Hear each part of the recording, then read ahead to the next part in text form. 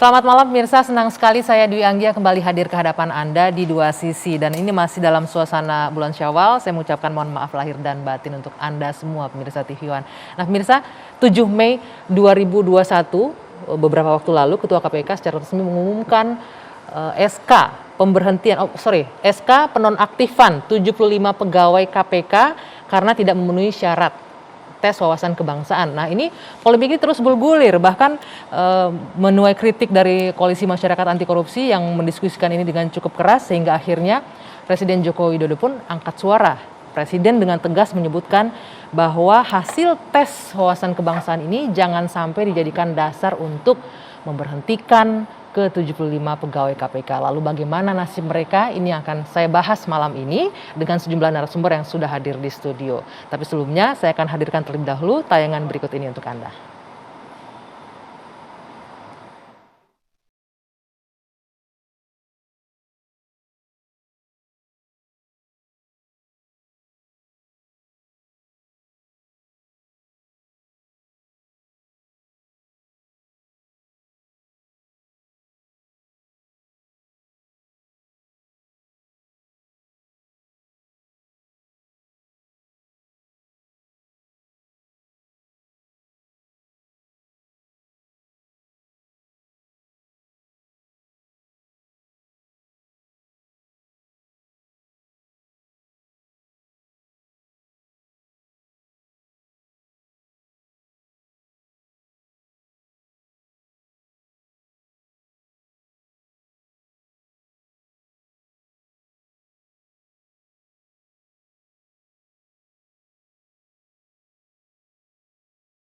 Ya, sekarang saya akan memperkenalkan terlebih dahulu 5 orang narasumber yang sudah hadir bersama saya malam hari ini di studio. Saya mulai dari sebelah kiri saya ada Pak Nurul Gufron, Wakil Ketua KPK. Selamat malam Pak Gufron. Selamat malam. Ya, ada Bung Junimat Girsang, politisi PD Perjuangan. Selamat malam. Boleh digunakan mic-nya Bapak-Bapak ya. Iya. Dan di paling ujung ada tenaga ahli utama KSP, Bung Abalin. Selamat malam.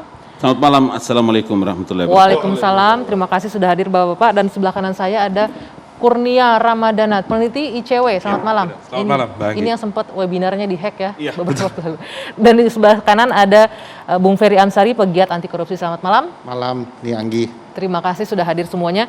Saya mau langsung ke Pak Gufron. Tadi kita dengarkan bersama Pak Gufron pernyataan dari Pak Jokowi cukup tegas itu. Jangan sampai hasil tes wawasan kebangsaan ini jadi dasar untuk memberhentikan 75 pegawai KPK. Satu itu. Yang kedua tadi pernyataan Bung Novel Baswedan. Ini kayaknya kita ditarget nih. Silakan ditanggapi dulu. Yang pertama dulu. Terima kasih Mbak Anggi dan juga selamat malam semuanya bagi rakyat Indonesia. KPK dalam hal ini bekerja berdasarkan peraturan perundang-undangan yaitu Undang-Undang 19 2019, Yungto 41 PP 4199, Yungto Perkom 1 2021. Itu semua adalah berdasarkan ketentuan peraturan perundang-undangan bahwa pegawai KPK secara hukum beralih status dari pegawai KPK menjadi pegawai aparatur sipil negara atau ASN. Itu diatur di pasal 1 angka 6 Undang-Undang 19 2019. Kemudian bagaimana caranya dan kemudian fasenya diatur di pasal 69C Undang-Undang 19 2019, yaitu KPK diberi waktu untuk kemudian menyelesaikan alih status tersebut selama 2 tahun. Jadi karena lahir undang-undang ini 17 Oktober, maka kami punya waktu sampai 17 Oktober 2021. Di PP 41 di pasal 5 menegaskan bahwa syarat untuk beralih dari pegawai KPK ke ASN misalnya apa? Ada 3 hal yang penting adalah pertama kompetensi, kedua integritas, dan ketiga kesetiaan terhadap NKRI. Untuk kompetensi, setiap pegawai KPK ketika direkrut itu sudah ada tes kompetensi. Begitupun integritas. Nah, selama ini asesmen terhadap kesetiaan terhadap NKRI di rekrutmen KPK itu tidak ada. Maka kemudian untuk yang loyalitas atau wawasan kebangsaan ini kemudian dipersyaratkan di pasal 5 PP 41 itu yang kemudian kami terjemahkan di Perkom 1 2021 di pasal 3, salah satu syaratnya itu di ayat 4 kami kemudian bagaimana mengukur pemenuhan kesetiaan Persyaratan, tersebut oke. adalah dengan asesmen tes wawasan kebangsaan. Oke. Itu yang kemudian mungkin menuai kontroversi ya. Ya. Bagaimana kemudian kami menempatkan tes wawasan kebangsaan tersebut? Tes wawasan kebangsaan tersebut kami bekerja sama dengan BKN. Kenapa kami bekerja sama dengan BKN? Karena KPK penegak hukum tidak pernah tahu dan tidak memiliki tool maupun metode dan materinya bagaimana mengukur tentang wawasan berkebangsaan.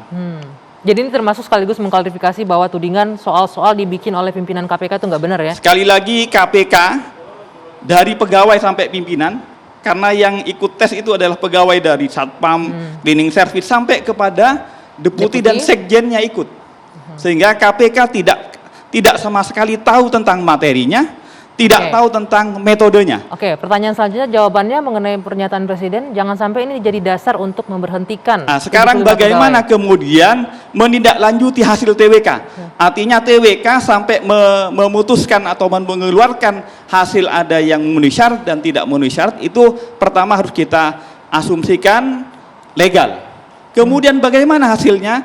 Kami tetap juga kemudian update terhadap perkembangan hukum. Apa perkembangan hukumnya? Ada putusan MK di perkara nomor 70 2019 tentang uji material terhadap Undang-Undang 1919 itu mengatakan di halaman 340 bahwa jadi intinya tentang mempersoalkan tentang ke-ASN-an ya. Intinya bahwa di situ mempersoalkan tentang usia dan lain-lain. Oke, enggak jawab pertanyaannya saya tadi itu bagaimana?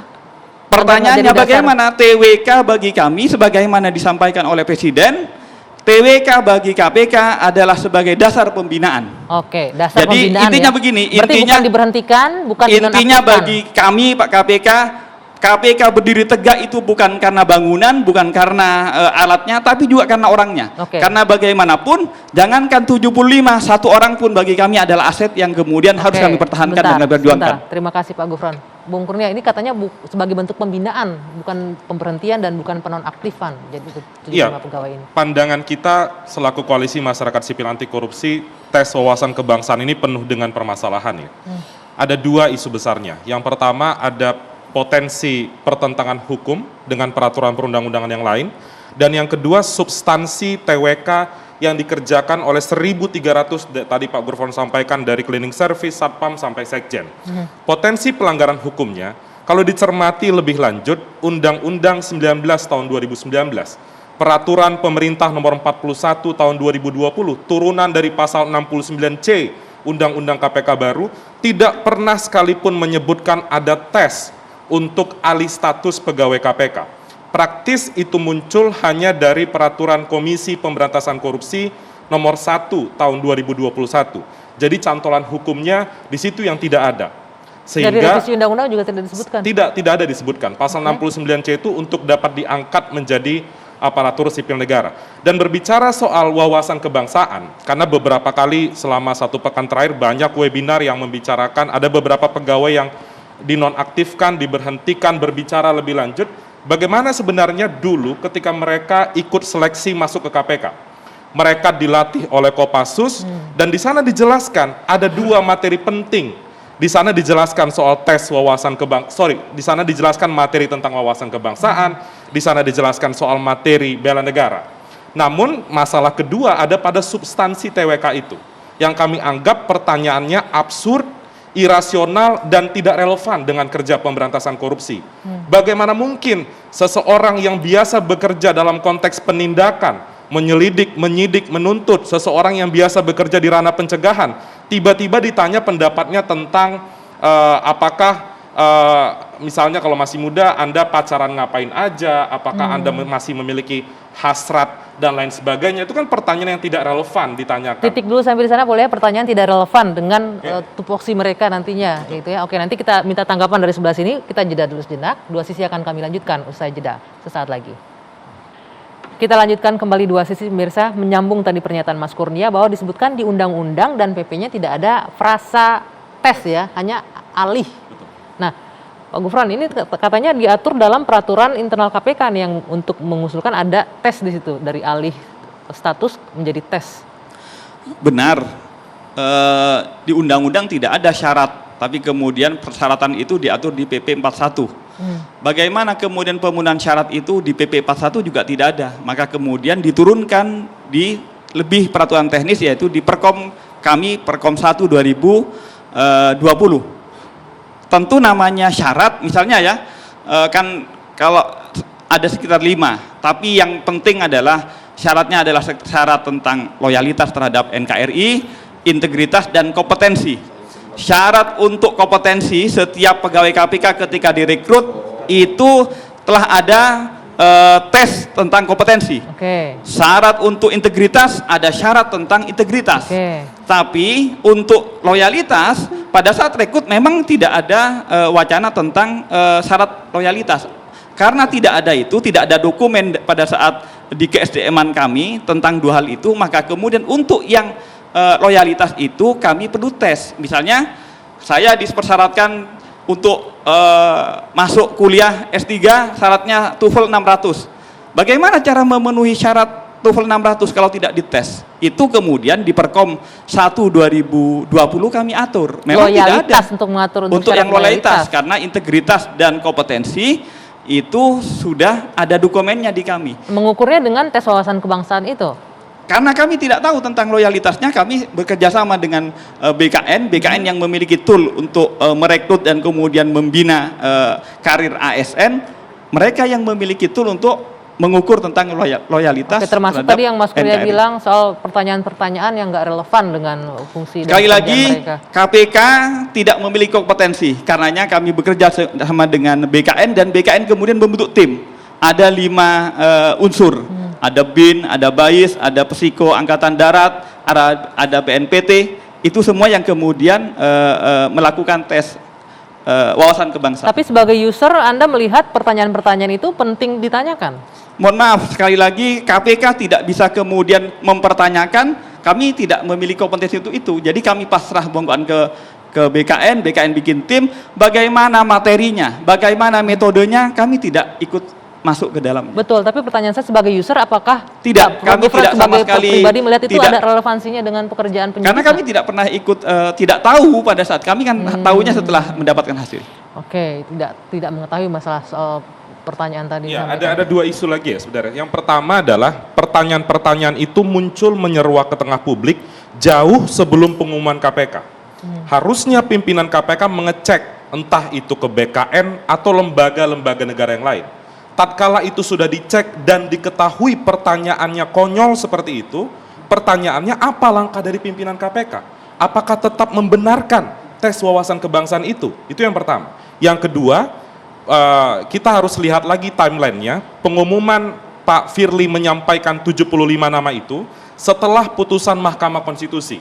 Harusnya tadi Pak Gufron sampaikan halaman 300 itu ada bunyi putusan Mahkamah Konstitusi itu, alih status pegawai KPK tidak boleh merugikan hak-hak kepegawaian, tapi tetap dipaksakan, tetap diumumkan, dan sejumlah nama yang diberhentikan itu justru aneh kalau diberhentikan. Misalnya Mas Novel Baswedan, yang bersangkutan sudah sejak lama bahkan menyumbangkan satu matanya dalam konteks pemberantasan korupsi, bagaimana mungkin dikatakan tidak punya wawasan kebangsaan? Kalau mungkin seperti itu, lebih baik dibuka saja. Apa hasil dari 75 itu? Oke, boleh tanggapi sedikit Pak Gufron sebelum saya menunjukkan tanggung jawab pimpinan KPK. Disebutin satu nama nih sama Mas Kurnia. Sekali lagi di titik bahwa kita semangatnya sama untuk memberantas korupsi itu sama. Di satu titik bahwa kita butuh SDM yang berintegritas dan loyal kepada NKRI untuk memberantas korupsi itu sama. Tetapi kami juga kan harus kemudian prosedural, bahwa pertanyaannya apakah setelah mengetahui putusan MK kemudian masih mengumumkan, itu kan proses pengumuman yang biasa saja. Sekali lagi pada pengumuman kami hanya mengumumkan tentang apa? Tentang hasil dari TWK 127 dari 1351 peserta, 1274 memenuhi syarat, 75 tidak memenuhi syarat. Tidak ada kemudian bahwa tidak benar, dipecat, diberhentikan, tidak ada itu. Tidak ada itu tidak ya. Ada itu. Makanya sampai saat ini mohon dipahami dan juga kepada rakyat Indonesia, kami tidak pernah memberhentikan, kami tidak pernah menonaktifkan, tidak nonaktif. dan bahkan pimpinan tentu sangat care dan ingin memperjuangkan segenap pegawai KPK. Baik, Itu yang menjadi titik. Bang, sedikit saya Oke. sedikit. SK yang dikeluarkan oleh Pak Firly dan pimpinan KPK itu beredar di tengah masyarakat. Apa bunyi SK itu? Mereka diminta menyerahkan tugasnya ke pimpinan. Jadi bagaimana mereka bekerja? Tapi kan tidak dinonaktifkan katanya. Iya, Hanya tidak mengalihkan menonaktifkan. tugas. Jadi kalau ditanya lagi ketika mereka ke kantor, mereka ngapain?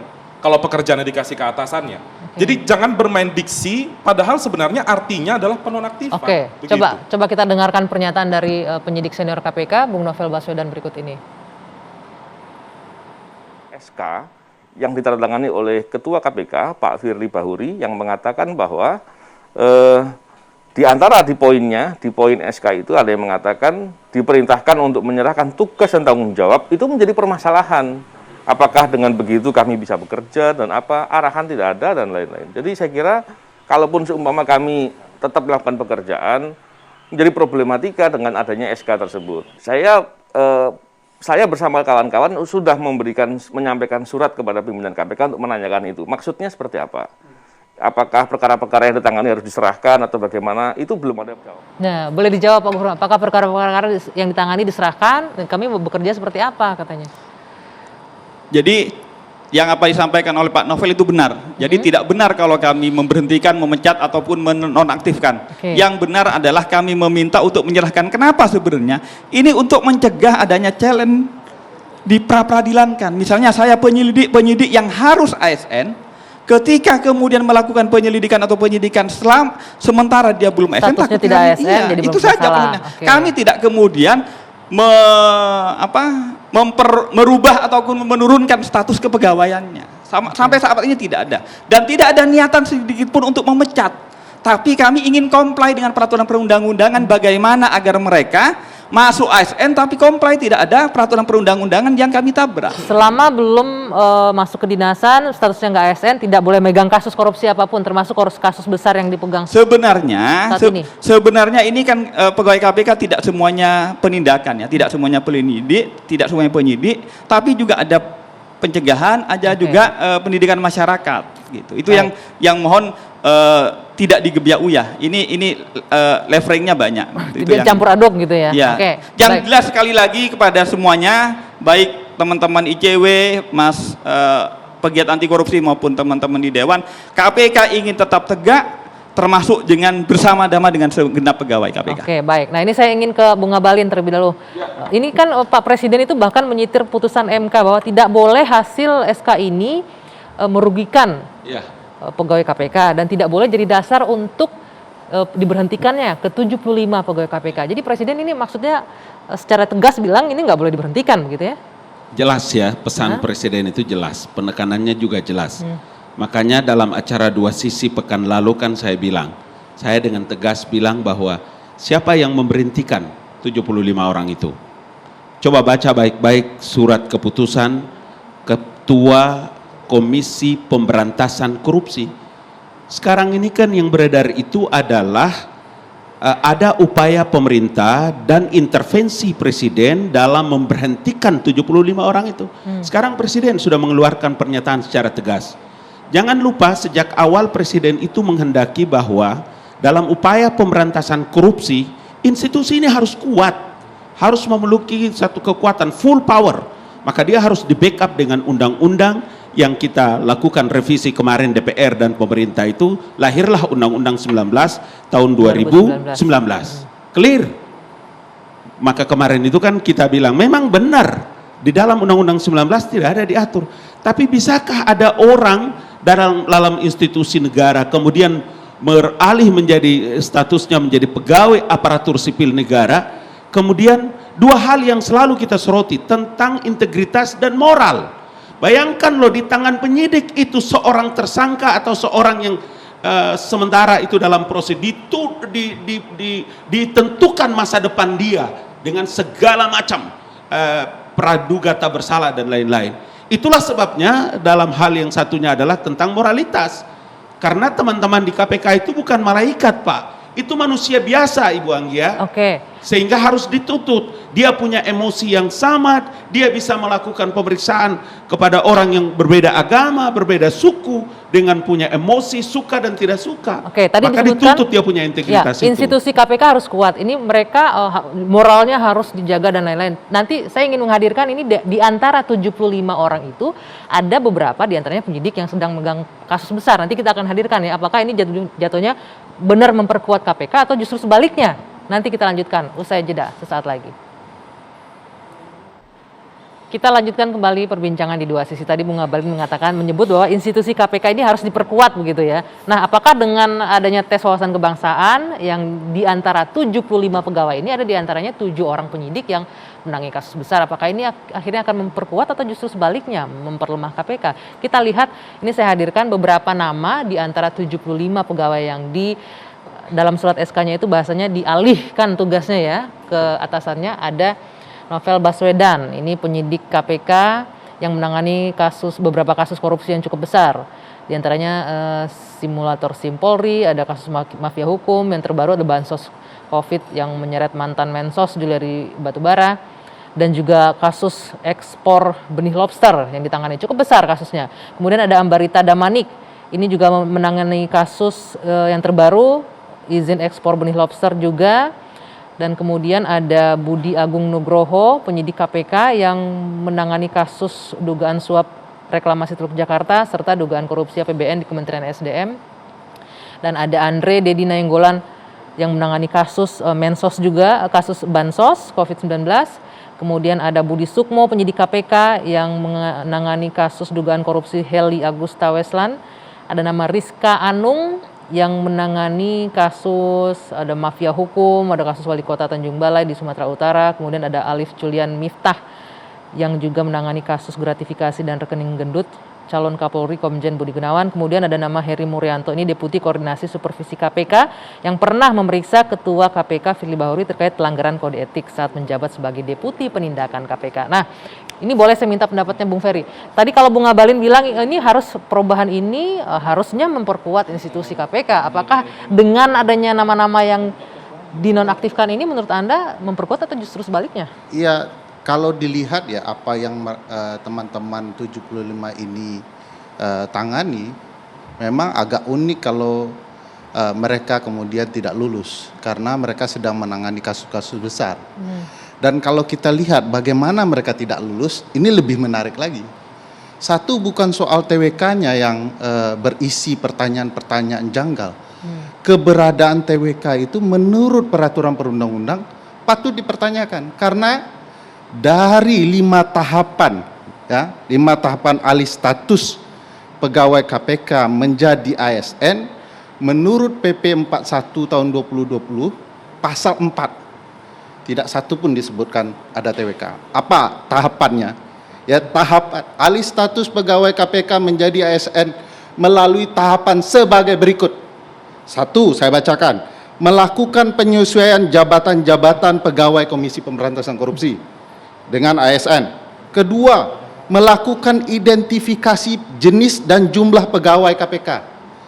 3, memetakan kesesuaian kualifikasi dan kompetensi serta pengalaman pegawai KPK.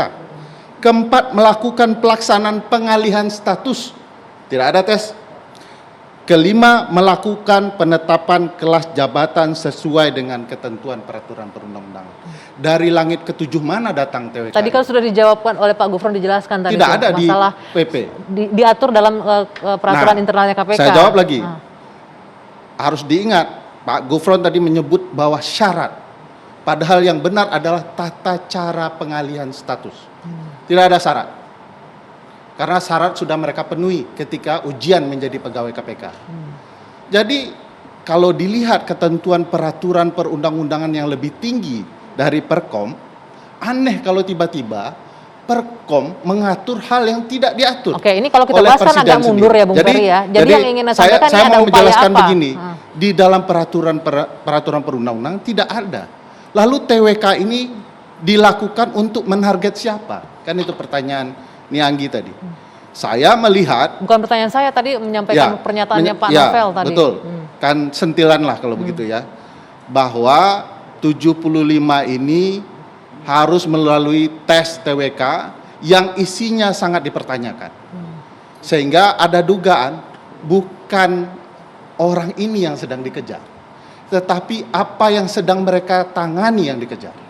Jadi menurut Anda itu memang sengaja untuk Ya, siapapun di menghentikan KPK pekerjaan yang yang sedang menangani dilakukan. kasus-kasus besar, sebagaimana ditampilkan tadi, akan punya kamuflase ya, ada kamuflase untuk menyatakan mereka tidak lulus, yaitu TWK itu sendiri, yang isinya bermasalah. Masa nilai kebangsaan orang ditanyakan dia menggunakan kunut atau tidak kunut? Ya, Bang Ngabalin pasti lulus. Mau pakai kunut tidak kunut dia bisa, lulusan Al-Azhar. Bung Ferry nggak Tapi lulus orang nanti. Padang yang rata-rata Muhammadiyah bingung dia dengan kunut itu. Apakah ini menunjukkan orang Padang tidak punya wawasan kebangsaan? Jadi saya melihat ada pertanyaan yang jauh lebih ganjil. Misalnya rela tidak melepas jilbab. Tadi kan sudah dijawab, ini Pak Gufron dan Ya, narasumber kita kan nggak bisa menjawab saya itu mau keras oleh BKN. mengatakan, kalaulah Presiden melihat isi TWK seperti itu dengan cermat, harus lebih tegas lagi. Bang Ngabalin harus bisikin ke Presiden, Pak, isinya masalah. Kalau isinya masalah, hasilnya bermasalah. Bapak harus tegas menyatakan TWK tidak sah karena isinya bermasalah. Yang harus dibina adalah yang membuat TWK, begitu, agar Waduh. lebih Pancasilais, gitu ya. Silakan Jadi ditanggapi. ada kemudian faktor sebagai pimpinan, kepala negara dan kepala pemerintahan yang harus lebih ditonjolkan oleh Tapi Pak kan Presiden. Pak Presiden sudah cukup jelas tuh, tidak boleh jadi dasar untuk memberhentikan Tapi katanya. tidak boleh menjadi dasar untuk memberhentikan. TWK-nya sah nggak? Kan isinya bermasalah. Sah dong, Isinya, katanya. masa Presiden Pakai- menyetujui isinya harus lepas jibak, punya hasrat atau tidak?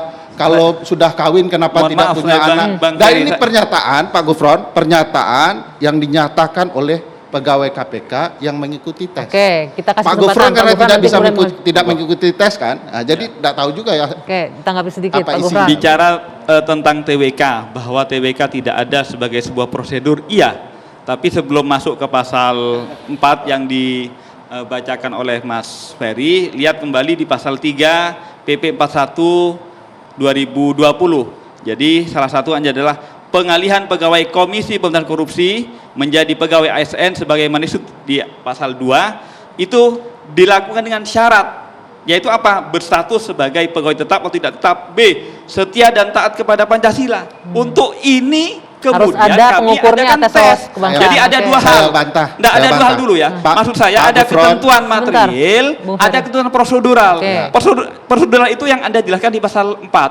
Enggak, sebenarnya saya ingin mengatakan begini. Saya Di mau titik mengatakan begini, di Pak titik Gufron. TWK itu selesai sah. Oke. Jika tindak lanjut dari TWK bagaimana? Presiden sudah mengarahkan bahwa ini tidak menjadi dasar untuk pemberhentian. Kami akan perjuangkan untuk menjadi bagian dari pegawai KPK. Oke. Itu mudah dibantah. Hah? Jadi presiden, jadi anggota DPR, semua harus setia kepada Pancasila. Kapan mereka dites TWK? Itu untuk Kalau mudah itu dibantah dasar katanya. menyatakan Oke, setiap silakan. Pancasila harus tes Sebentar, TWK. sebentar. Oke, Bung Yinimat boleh ini. Ya, Ini makasih Bang Anggi ya.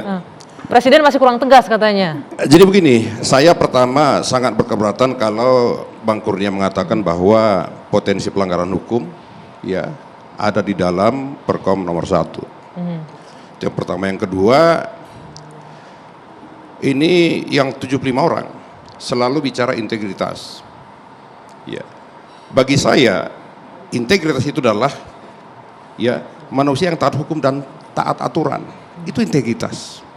Ya, integritas itu ya manusia yang tidak akan pernah mau memprovokasi, begitu. Itu poin penting. Nah, yang kedua, saya mau sampaikan kebetulan saya ikut sebagai pelaku di dalam revisi Undang-Undang Nomor 19 Tahun 2019, dan saya tahu betul apa maksud dari kami merevisi itu, gitu loh. Iya kan? Nah, kalau tadi disebutkan nggak ada tes segala macam, ada di sana. Setiap orang mau jadi ASN harus dites. Itu sudah hukum. Tidak bisa tidak. Walau siapapun, walau hantu belau pun itu harus dites. Begitu loh. Tidak perlu dia penyidik senior. Apalagi nih sekarang KPK seperti kita bicara di sini bulan lalu saya katakan mestinya KPK itu bersyukur. Umur 35 tahun masih bisa menjadi ASN. Bagaimana dengan guru, dokter, perawat yang sudah puluhan tahun karena masalah umur tidak bisa ikut ASN? Kan begitu.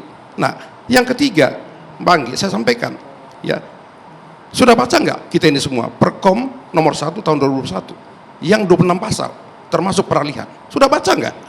Dibaca dulu Perkomnya. Di situ jelas semua, ya kan? Nah, kalau disebutkan KPK itu membuat pertanyaan, tidak ada di sana. Mereka hanya user saja, melaksanakan hasil TWK, maka terbilah SK. Ini kita harus pahami. Kasihan masyarakat kalau digelapkan dengan informasi yang sesat. Kan tidak boleh juga begitu, ya kan? Undang-undang sudah jelas, nomor 19 tahun 2019 mensyaratkan bahwa pegawai KPK adalah aparatur sipil negara, harus jadi aparatur. Syaratnya apa? Jelas, ya. BP 41, ikutin itu. Ada syarat, baru tahapan. Syarat dulu baru tahapan, kan begitu. Jadi kalau seperti Bang Ferry mengatakan langsung ke tahapan, nggak bisa, Bang. Ada syaratnya. Syarat menuju tahapan itu harus ada syarat. Apa syaratnya? Setia kepada NKRI dan Pancasila, ya. Caranya bagaimana? Dites. Nah, siapa punya kewenangan? BKN, bukan KPK yang punya kewenangan. Itu sudah clear ya? Itu clear. Nah, kalau disebutkan presiden, ya saya perlu menyampaikan Pak Bang Abalin, ya, ini semua ya orang-orang yang tidak paham, sok paham. Presiden mengatakan jelas tadi, tidak diberhentikan, nggak ada diberhentikan di sini, ya kan? Tetap ditampung dan masuk dalam kedinasan, jelas dong. Artinya apa? Kalau sudah masuk dalam kedinasan, tentu mereka belum cukup untuk masuk menjadi SN. Masuk dulu kau dinas di sana, belajar dulu di sana. Nanti akan dilakukan lagi upaya untuk masuk ke sana, bagaimana caranya? Kita lihat. Saya kira ini paling penting, gitu loh. Jadi jangan mendelegir bahwa KPK itu Perkom nomor 1 begini, ya kan? Terus BKN itu, KPK itu buat soal tidak. Jadi poinnya yang paling penting adalah setelah SK ini keluar sesuai arahan Presiden itu masuk dalam kedinasan begitu ya? Untuk menjadi ASN itu menjadi pendapat Presiden. Tapi kan Presiden tidak boleh intervensi dong KPK. Ya. Tidak boleh. Nanti kita lanjutkan ini. Bagaimana tanggapan Gitu Presiden loh. nggak boleh intervensi? Nanti tahan Tidak dulu boleh. sebentar. Kita lanjutkan usai jeda. Sesaat lagi di Dua Sisi.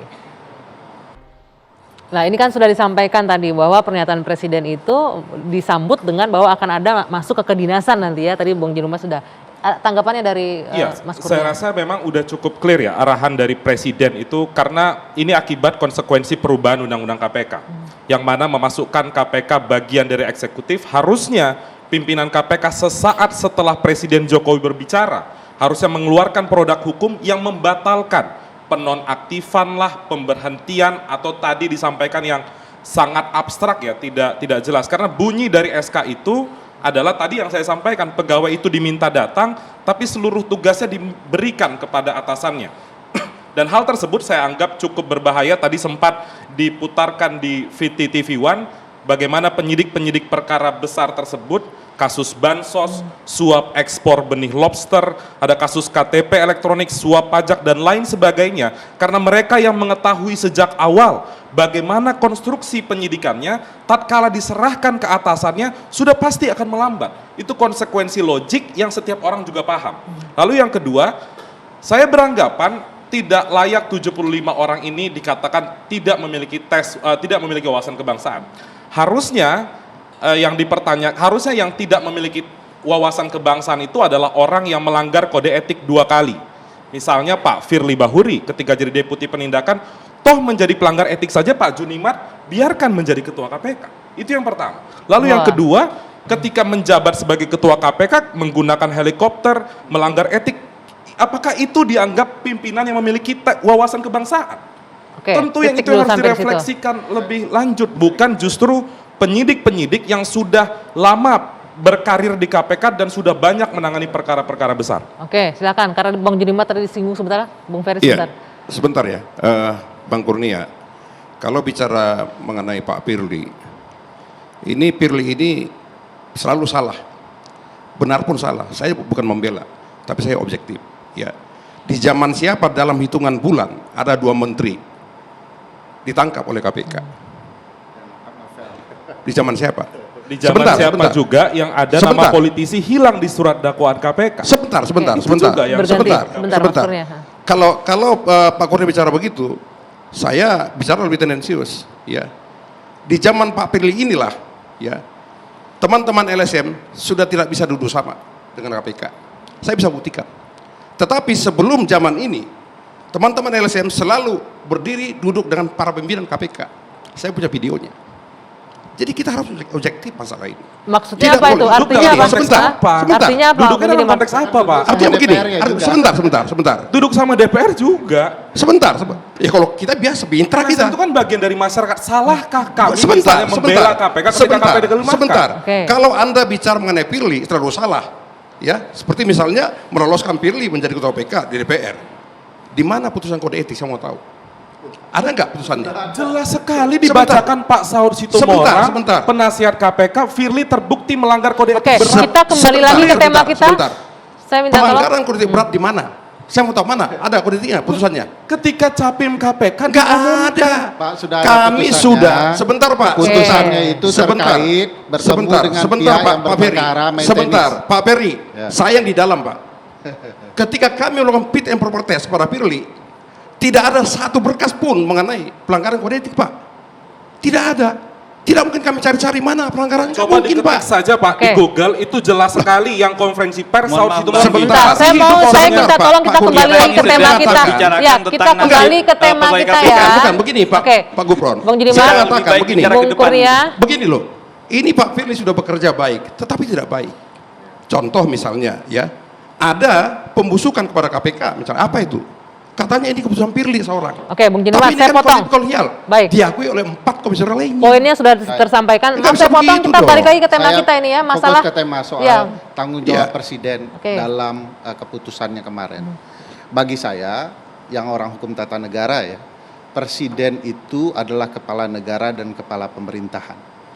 Dalam konteks ini, beliau adalah pemimpin dari Kemenpan RB, Badan Kepegawaian Nasional, maka presiden ya dengan kekuasaannya dapat memastikan ya pegawai KPK itu dialih statusnya menjadi PNS dengan ketentuan yang sudah sesuai dengan bunyi peraturan pemerintah dan undang-undang KPK serta undang-undang ASN. Oke, dan itu sudah dilakukan di nanti ya, dalam berproses PP ya. itu tadi Bang Junimart mengatakan ada kok TWK di PP dan di undang-undang KPK. Di pasal yang mana?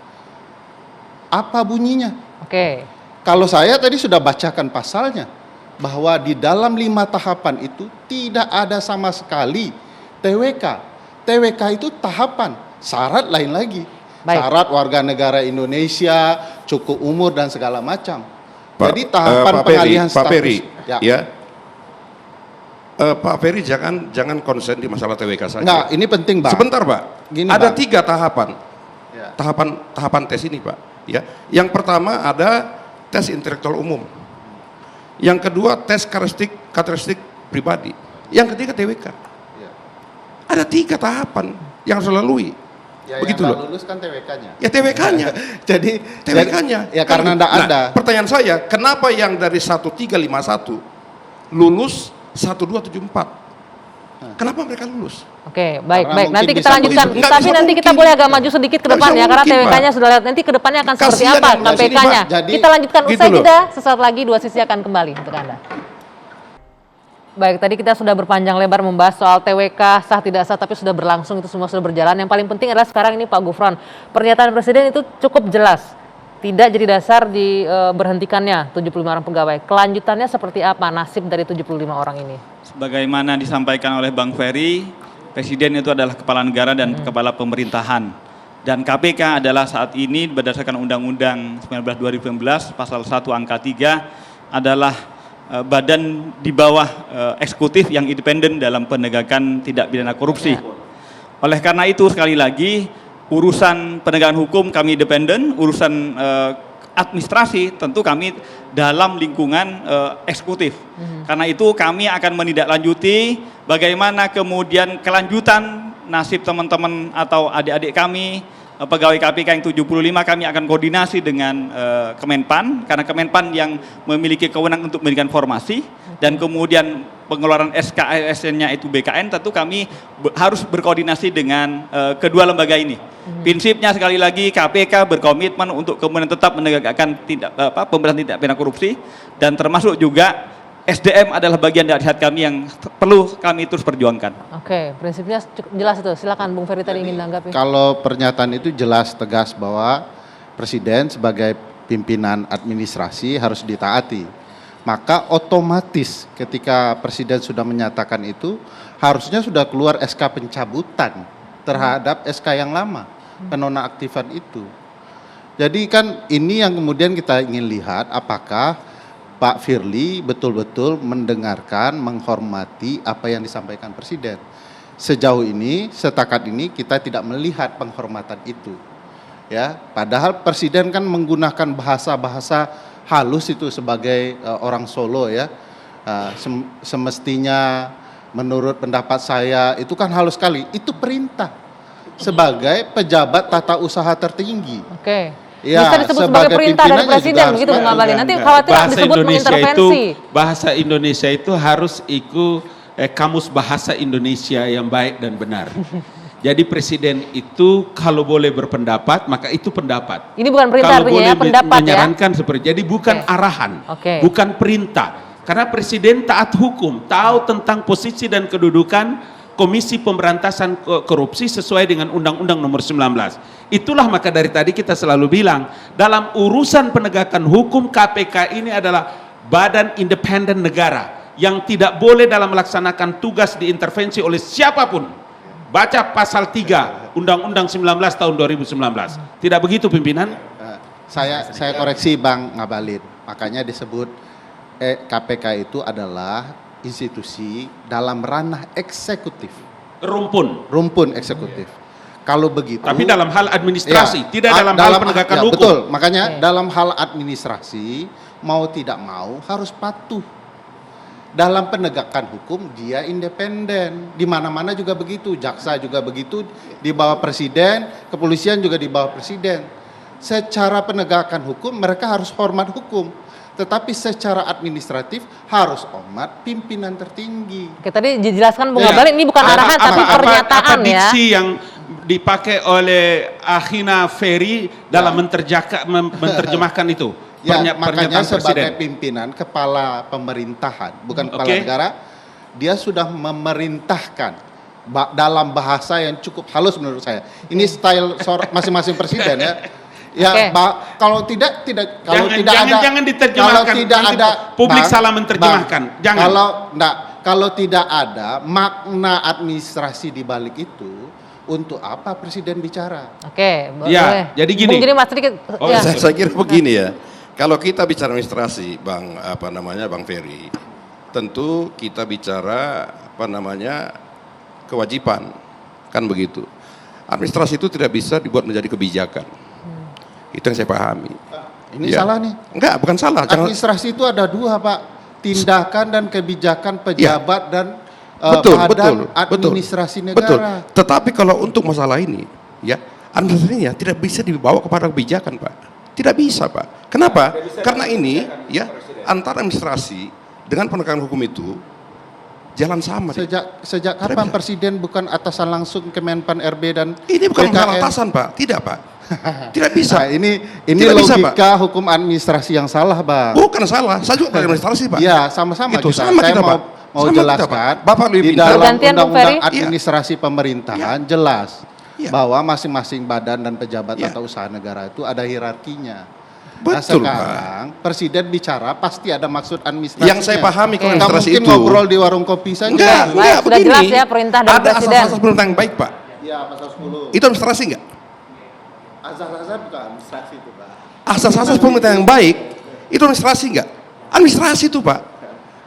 Gitu Oke, loh. baik. Bapak bilang tidak, saya bilang iya. Tetapi satu hal, Mbak Dwi, saya mau katakan bahwa dalam proses asesmen ini, saya kembali saja, Pak, biar kita fokus ya. Semua dilakukan dengan perekaman dan audio, Pak. Oke. Itu silakan dibuka. Baik, baik. Ini dalam rangka untuk proses transparansi. Silakan dibuka saja semua. Baik, ini poinnya sudah ditangkap Gitu. semua. Ini waktu sangat terbatas Ya. sekali. Mohon maaf sekali Bapak-Bapak, saya terpaksa harus ambil alih karena kita harus segera mengakhiri perbincangan di dua sisi. Mudah-mudahan kita tunggu langkah selanjutnya dari KPK. Yang pasti mudah-mudahan ini benar-benar untuk memperkuat institusi KPK dalam pemberantasan korupsi. Saya Dwi Anggia, saya akhiri dua sisi. Selamat malam. Sampai jumpa.